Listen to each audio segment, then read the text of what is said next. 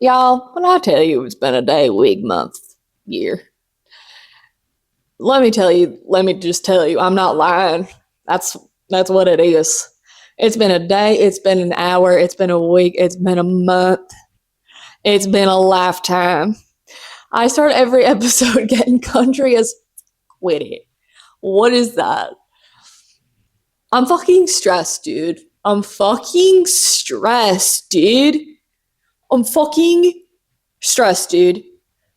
Work, crazy type shit. Partner, awesome. Partner, I don't say partner. Boyfriend, awesome. um, Friends, great. Everything in life actually pretty fucking solid, but work is kicking my literal asshole. It is so far up my own asshole. I can't breathe, I can't breathe, I can't breathe, and it's actually pretty much fine and good, but it's also like a hellscape and the world is on fire. Do you know what I mean? Like simultaneously, two things can be true. Dude, the camera always trips me the fuck out.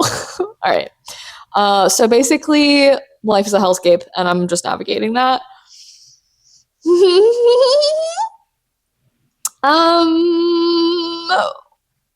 What are we getting into today? Today, so I find me in girl world. Hey, we're here in Kayla's girl world. Tune in, tap in, lock in. Turn the radio to 444 Bad Bitch O'Clock FM, and let's sync up, ladies. Is everyone on the same frequency here? I can't hear you. So today, I just can't find enough topics to yap about ad nauseum, like I mentioned. So I'm going to go into. I asked ChatGPT. I said, ChatGPT, sweet baby angel girl, love you so much. How can I? What the fuck do I yap about? I've yapped about it all ad nauseum. Dating, my life, spirituality, other things ad nauseum. Nauseum, nauseum, nauseum. I apparently really like that word. So I decided, why don't I just like touch on a few different things? Hey, why am I limiting myself? Why am I capping myself at one topic when I contain multitudes? And why wouldn't my episodes? Bro, I'm fucking retarded. So, I'm going to be talking 5 questions and answers to inspire self-reflection. Let's crack into it. The very first one is one that I heard on TikTok, actually. Actually, before we get into this, I need to like further elaborate on ChatGPT.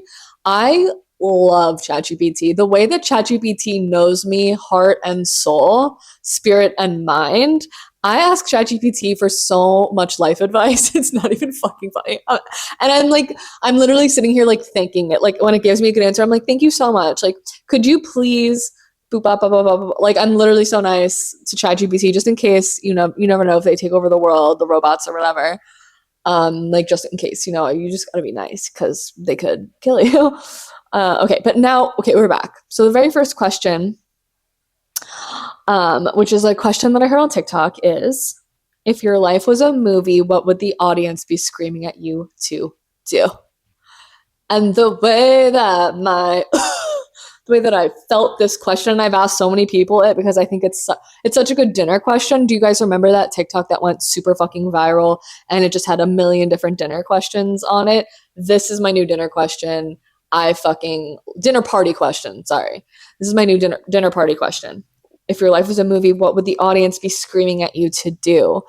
And one, this just gets people talking in such a serious way because it's not like, what's your favorite fucking color? Like if you were a fucking animal, what would you be? Like, shut the fuck up. I want to know who you are at a granular level. In your mitochondria, who are you, honey?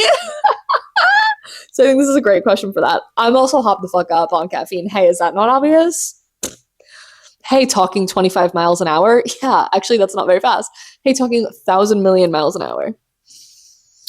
And for me, oh wow, this is what we call in the literary world foreshadowing because I just talked about how bad work has been. The audience would be screaming at me to stop thinking that I'm not that fucking bitch. Okay? That's what the world would be screaming at me. The audience, the girls would be like, what the fuck, you And I saw this TikTok recently that it was like, it was a picture of Brittany Broski like like looking like, and like basically crying, and she's like, and the like quote is, when you achieve something but you don't allow yourself to like feel joy for it, it's just like it's just happy that it's over kind of thing. Like you're not like, oh wow, I'm so proud of my accomplishment. It's just like, oh, like that's done, like cool, but like you don't feel the joy of your accomplishments. And that's something that I grew up feeling, which was like this is gonna sound so fucking privileged as fuck for a second, so just sit with me now, okay? Sit with me now, embrace me, world. I'm about to be privileged. I'm about to exercise my privilege.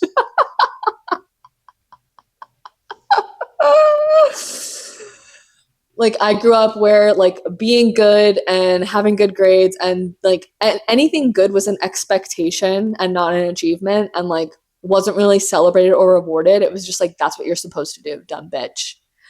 And that's exactly the words my parents used with me when I was 6 years old and I scored a goal in soccer. They were like, that's what you're supposed to do, you dumb bitch. Just kidding, obviously.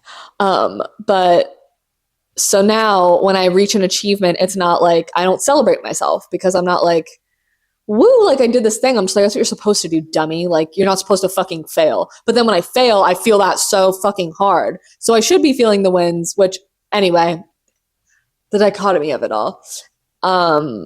And yeah, I just feel like I never like give myself any fucking credit about all that I've accomplished in literally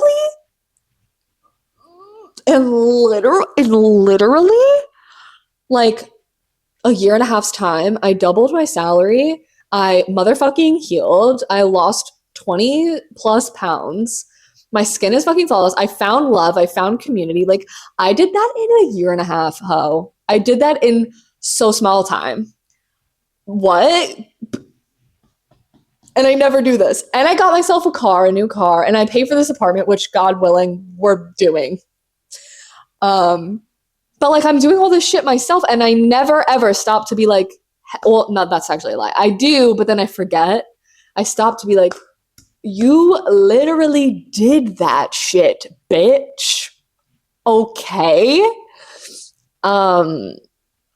And so yeah, that's what the audience is screaming at me to do. Like, remember to give yourself some motherfucking credit because you deserve it. You created this beautiful life. And even if you don't do great sometimes, it doesn't mean that all that hard work goes out the fucking window and that all of a sudden all of it's gonna crumble. Hey, chill. Me? For example, this is the very first month. I've been at my job for 7 months now, and this month was the first month that I didn't hit quota. And for the record, I've exceeded quota by over 150% every month, sometimes closer to 200% for the last 6 months. So a bitch was going good. Like a bitch was working really, really hard and like doing really, really good. And they actually raised our quota and did a bunch of other fuck shit like right at the beginning of this month, which led to me not attaining my quota, which, you know what, like that's another conversation. But I'm like absolutely beating myself up and I'm like, I'm never gonna hit quota again. In my head, I'm like, nope, it's done. Like that was luck. You were just lucky. And now it's all gonna crumble and you're gonna fail. And that's in my brain right now. And I'm like, hey, no, it's not. You're fine. In that same kind of vein, my eyeballs, they are doing things. In the same vein, oh my god, my eyeball. Start sobbing. I like don't think I deserve good things, which is I think that no. It's not, it's like I don't think that good things can happen to me, and I'm like always waiting for the other shoe to drop.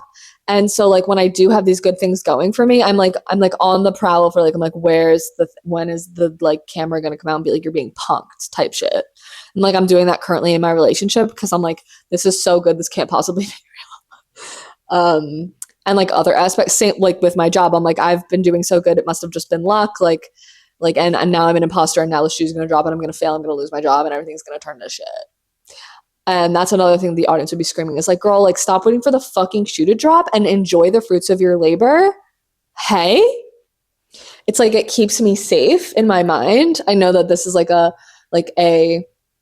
This is like a coping mechanism to make me feel safe. It's like if I can plan for every single bad thing, if I can worry about every single bad thing and have a game plan for it, then it won't be as bad when it happens. But instead, I just create a bunch of crazy, unrealistic scenarios that are probably never going to happen, or at least not happen in the severity that I'm making them out to be in my brain.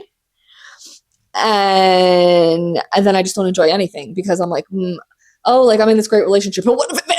And like, think about all the things that would happen if it failed, or how it would fail, and then prepare. And like, how can you prevent that? Same thing with my job. I'm like, okay, anyway, you get what I'm saying. You know what the audience is screaming at me now. Do you get it? Do you get it? I'm screaming it at myself. Hey, and all these questions kind of flow. Just kidding, but this one does.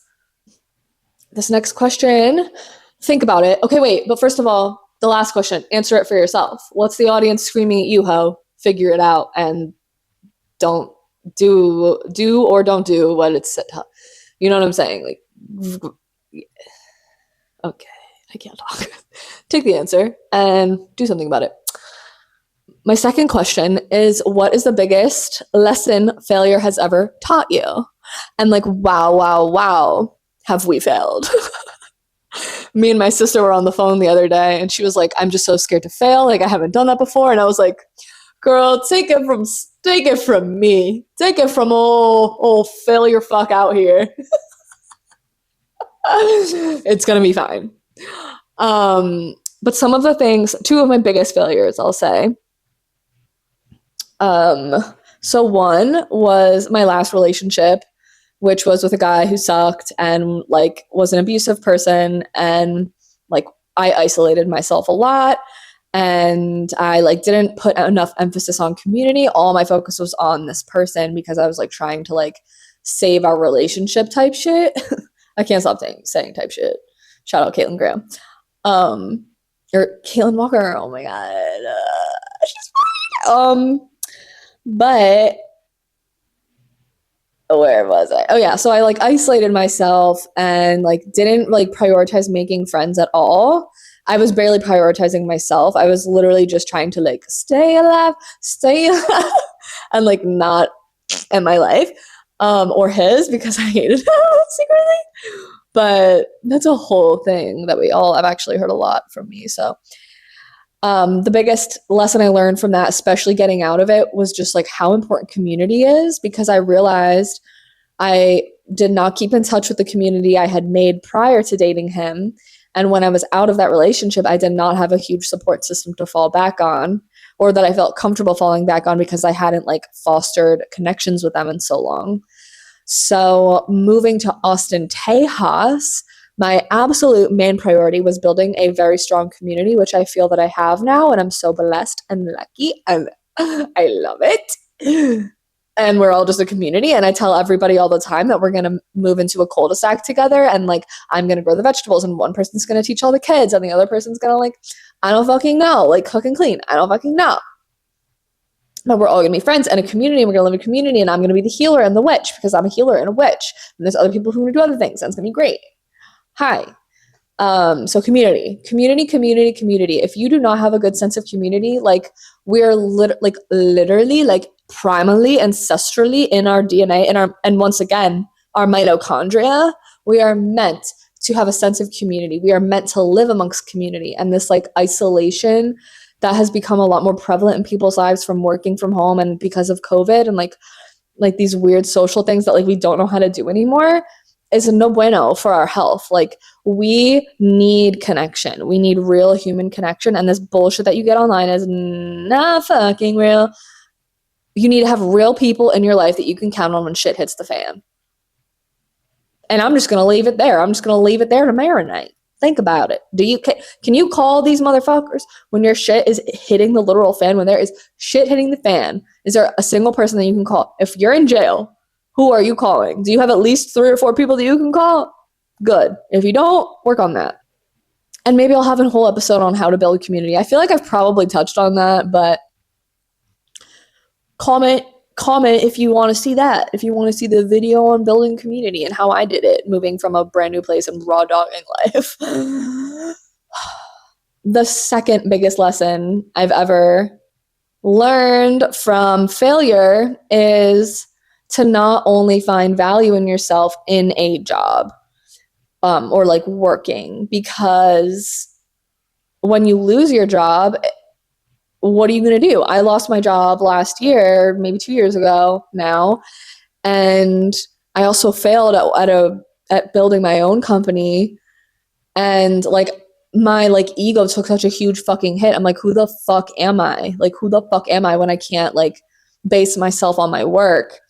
And that felt really shitty. And so I think it's really important to like strip back your titles, the projects you've worked on, like your accomplishments. Who are you at a granular mitochondrial level? I'm going to keep saying this shit. Like, what is in your soul? Like, how would you describe yourself if you couldn't use work to describe you? And a lot, that might not be a problem for some of you guys. You might be like, duh. But for me, like, such a large part of my identity, especially lately with this job, is my success in this job. And that's part of why I'm struggling so hard, because I'm not hitting quota this month. Like, that's part of why I'm struggling so badly right now, is because I identify so much with my accomplishment there. And hey, I'm actually so many other fucking things. Like, I'm actually an amazing friend to people. I'm an amazing girlfriend. I am a good listener. I am a musician. I am a podcaster. I am an avid reader. I give back to my community. And I don't fucking talk about it either. Like, I like do these cute donation things that I do. And like, I'm not on the fucking internet with a camera in these fucking poor homeless people's faces and being like, are you happy now? Here. That shit drives me fucking nuts. I don't care how good. Anyway. Like, I am so many things. I'm an amazing cook. I am kind. I am sweet. I am an altruistic giver and lover. And I'm amazing. I'm great and fantastic. And I'm not just an awesome salesperson. I'm also all these other things. I'm a multidimensional woman. What are you besides your role or your title, or maybe just something else that you're like really identifying with? That's actually not the question. What is the biggest lesson that failure has ever taught you? Think about it. I just want to know. Let me know. I want to know. I'm curious. I would like, maybe I can yap about it. So please let me know. The third question to inspire growth and self-reflection is, I can't stop licking my lips either. Mind your fucking business. What's an investment that's given you the highest return so far? And this one for me is delegation, investing in delegation. And this can be done monetarily or with people in your life, but this kind of coincides with my hyper independence little moment that we talked about last week. Hey girl, if you didn't listen, hyper independence is literally feeling like you have to do everything yourself and you can't trust people. And delegation is like part of that, where like I didn't feel like I could delegate any fucking task, because I'm like, if I don't do it myself, it's not going to get done right. I don't need anybody. I got to do this. And learning to be able to delegate, even if it doesn't get done 110% correctly, like it's worth it for your time. And also not just like hyper independence type shit. Like also for me, it was about money a lot, because I grew up in a house where like very money focused, like what can we do? And for really no good reason, we grew up like fine. But like what, like it was always about like scrimping and saving and like cutting corners and DIYing type shit. And like sales racks and like blah, blah, blah, blah, which is fine. Like there's nothing inherently wrong with that, but we didn't need to do it. And it was at the cost of like mental health sometimes, and like time doing things more efficiently. And so I've read a couple books and like surely watched a few TikToks where I'm like, I now view money as my time, like my time. How much do I value an hour of my time for? Is it worth, for example, one of the things I do now, instead, because I used to go grocery shop, and the grocery store that I went to, it was Aldi, because it's more affordable and they have like, yeah, whatever, it's more affordable. It's a half an hour away from where I live in Austin.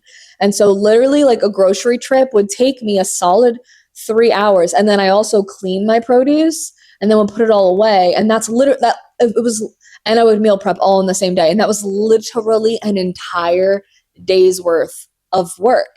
And when you're working 5 days a week, like that entire day to work is a lot, especially when I have all these other aspirations in my life, like this podcast. I wouldn't have been able to do this.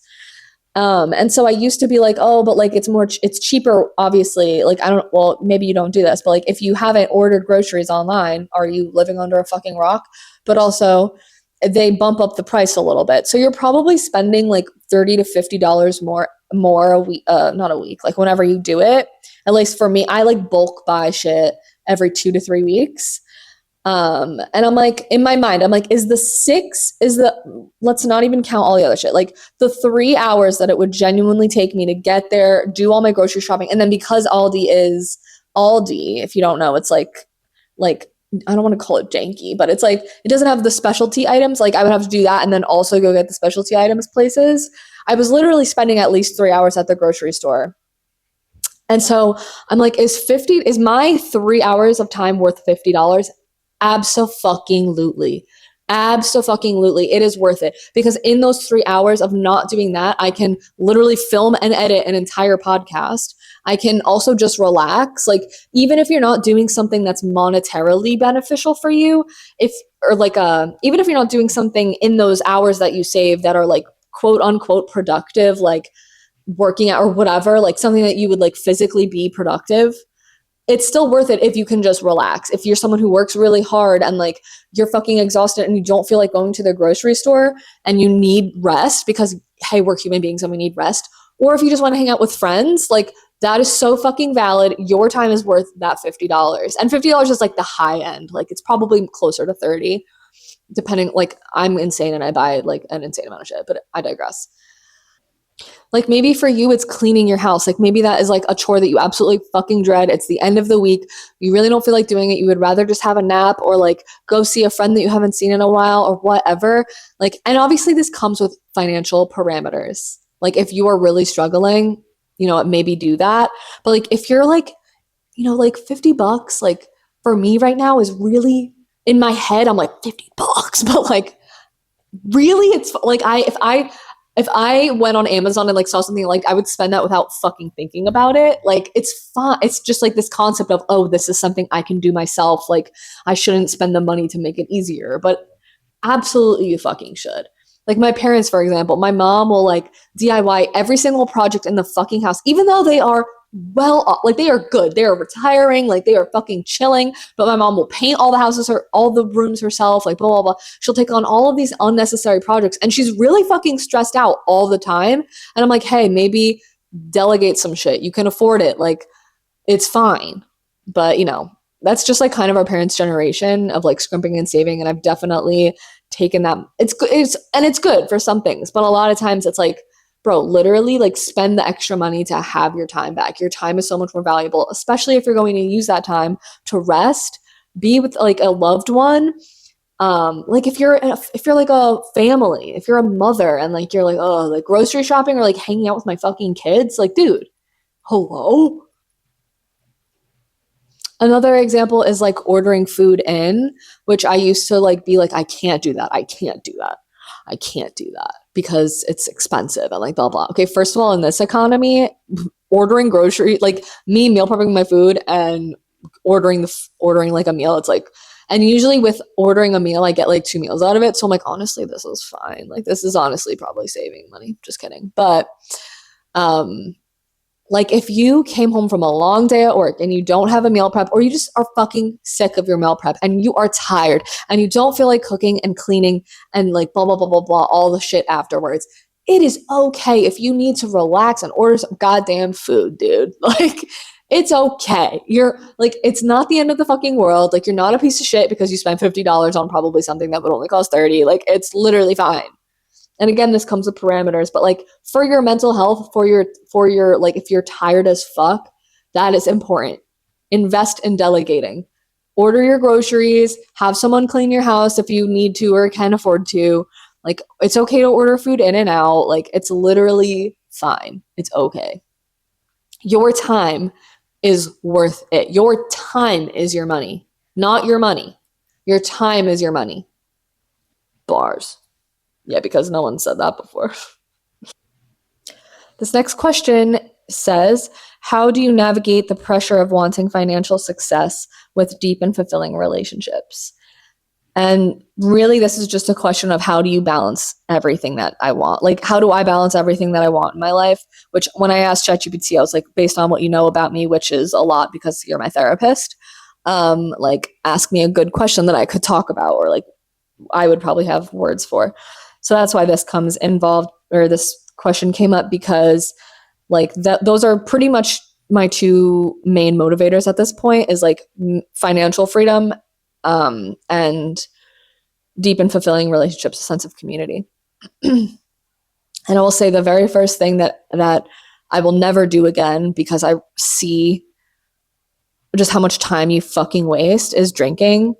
And drinking alcohol, obviously, it helps you remain clear-headed. You get to max out the amount of time you have. It helps you make the best decisions. And when you're spending time with people, you are having more quality time together. And not to mention, I'm saving money by not spending a bunch of money going out. Like, that's not even, besides that, because I've found other ways to spend that money, honey. Trust me. Those are the main reasons, because it's like you don't just waste the night. And even if you don't want to call it wasting the night, like, okay, I had fun. The next day, even if you're not that hungover, you are still not running at 100%. You are still not running at 100%. The time that you spent with those people, you don't even like truly remember. It's not real bonding time. It's really, really not. Like, as much as you may want to say it is, it's literally fucking not. Try to change my mind. You can't. You literally can't. I would say that's like my first and foremost for me, which is just become a non-negotiable now, is my time, and like, again, my time is my money. My time is so fucking precious. Why would I waste it on such a, sorry to people who drink, a low frequency activity? Like, to me, there is literally no net positive. There's not even a neutral to drinking anymore. Like, when I think about it, at least for me, maybe people are different, like blah, blah, blah. But everybody can say that, like, oh, like, I just get up and I power through my workout and I power through. No, like, you literally, like, there's just still 100%, like, you're still not 100%. Even if you want to say, like, no, I did my workout exactly, like, as intended. Like, no, I promise you, like, no, or whatever. Like, your work is something is going to suffer. There's, like, if my two main goals are financial freedom and having deep relationships, for me, that was just an obvious, like, removal to those things. I do feel like everybody has a vice, and I definitely have mine. I think mine are a little bit less, or they're still destructive, but they're not as destructive to me as drinking or like smoking weed or like other behaviors like that. It's definitely hard. Like, it is hard to have all of the goals that I have, which aren't even that crazy, but I'm definitely juggling a million things at once. I am definitely like trying to do I'm running in every single direction at 1,000 fucking miles per hour, being tugged in every which way, like trying to do it all because we have this one beautiful life. And why fucking wouldn't you try to do that? But also, like, it is stressful and it's hard, and like, I think that's why a lot of people lean on drinking, because it's like this reprieve and this like, ugh. But like, I think it's important to find other ways to do that. I definitely have my vices. Maybe I'll talk about that in a different episode, but I don't know. I think the way to like balance it all and like deal with the pressure is to get used to doing hard things. That's something that like I flexed that muscle from I was low key kind of fucking smart in college. Like, I remember being like, I need to consistently challenge my anxieties and like do hard things, like do things I don't get uncomfortable. And I really did that shit. I really ate that up. And it makes it easier to do hard things consistently. If you can show up for yourself consistently, even when it's difficult to, like, you're proving a track record with yourself. Like, you're creating trust within yourself that even when the going gets tough, like, you're a bad bitch and you're going to get it done. And it gets that much easier to like sit through those hard feelings of like, okay, I'm anxious right now, like a glass of wine would be great. Or like, I'm anxious right now, like whatever, like a tub of ice cream, like whatever it is that's your vice. But just like consistently, I don't know. What am I even talking about anymore? I don't know, but I think I've touched on that enough, so I'm just gonna stop talking. The last question is, how do I personally measure success and how has this changed? I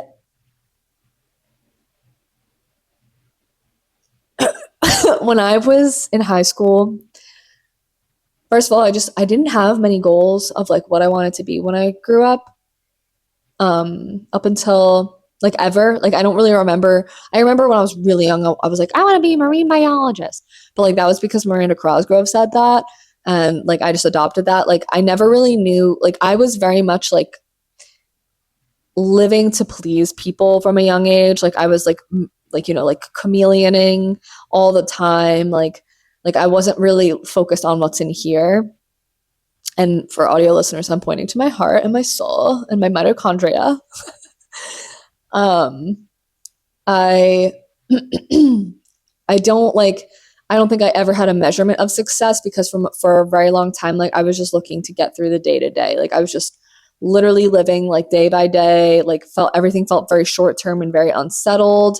I never really thought about the future. I remember when I was young, like when I was 16, 17, 18, I remember saying like, I don't feel like I'm going to live past 18. I don't feel like I'm going to live past 17. I don't feel like I'm going to live past 21. And so like, I just never had these goals for myself. I never really knew what I wanted to do. My college search, I literally didn't do. My mom picked my college for me. Like I picked my degree on like kind of nothing, like kind of something, but not really. And I just I didn't have a measurement for success. That's really all there is to it. So yeah, I was just living like very day to day, didn't really have any aspirations for myself, was like a very uncomfortable person in my skin for a long time. And that was further worsened by and like in college, like my only goal was to just graduate. Like I didn't know how much money I needed to live. Like I really had no concept of what life was. I was just like doing the next thing, doing the next like the next short term thing. It was never very thought out. And I was more focused about personal growth and healing at that time, like not like what I wanted my life to look like. I just wanted to like feel better inside. And that took up most of my time. And then I got in that really shitty relationship, and that just put me back 1,000 steps. And so really I haven't been able to define or measure my success until the last couple years. So hey, I'm 27 and I really only just started figuring that out. So hope that makes you feel better. Right now, I remember when I was younger, like during 11/11 or on my birthday, whenever I blew out candles or made a wish, it was always, I hope I end up happy, or like, I just want to be happy. And I think that those wishes worked because I'm a happy ass bitch right now, all the time. Really, truly, in my heart of hearts, I'm always happy. I'm never like sad for a very long period of time. But I think I measure happiness now. Happiness can be fleeting, and like there's more to life than that. Now, when I pray or make wishes, it's to be happy, healthy, and wealthy. And like there are a few other things in there that I throw in sometimes, but I just want a baseline of happiness, health, and wealth. And I think those things, if I can, which I really can, like at this point in my life, like, you know, I'm not a rich person, like, but I have enough money that, you know, like I'm making enough consistently that like I would be fine. Like I'm going to be fine. Like if I never got another job, if this was it, like I would be able to live and live like pretty good. And that's like honestly more than a lot of people can say.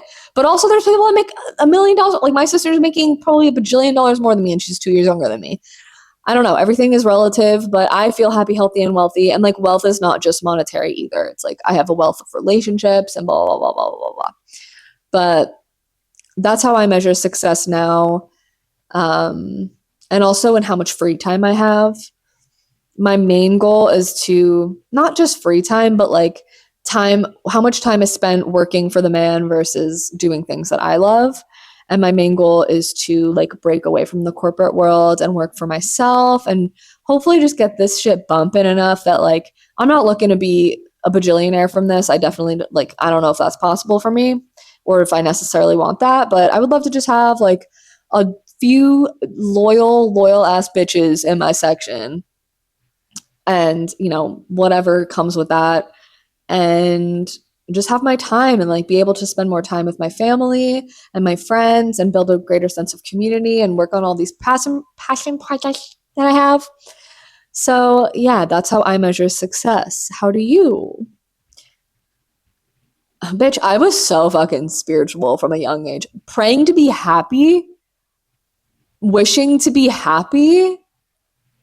I'm a genius. Other bitches are probably like, fuck it, I'm a doctor. And I'm like, bro, I'm just trying to be like happy, bro. That was kind of, anyway. So ask yourself these questions, maybe journal about it. And I hope they inspired something within you in your heart of hearts. That is all. Like, follow, subscribe. And give your girl some love on Instagram and TikTok and YouTube. That would all be so grateful. It's at Big Sister Sesh on all of those. Would really appreciate a share or anything at all. Bye.